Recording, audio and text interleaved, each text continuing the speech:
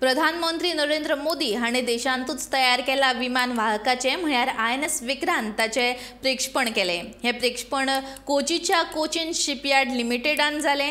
ही घडणूक आनी हो दीस देशा खातीर म्हत्वाचो आसा अशें भारतीय नौदळान ट्विटा वरवीं कळीत केलां। मेरे प्यारे देशवासियों, आज यहाँ केरला के समुद्री तट पर भारत का हर भारतवासी एक नए भविष्य के सूर्योदय का साक्षी बन रहा है। INS विक्रांत पर हो रहा ये आयोजन विश्व क्षितिज पर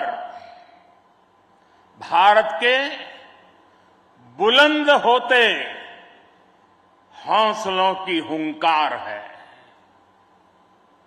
आजादी के आंदोलन में हमारे स्वतंत्रता सेनानियों ने जिस सक्षम, समर्थ और शक्तिशाली भारत का सपना देखा था,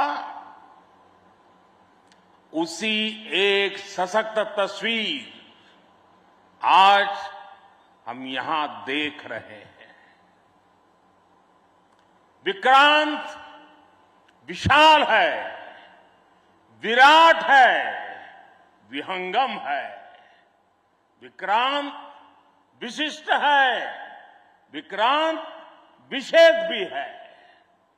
विक्रांत केवल एक युद्धपोत नहीं है, ये 21वीं सदी के भारत के परिश्रम, प्रतिभा, प्रभाव और प्रतिबद्धता का प्रमाण है।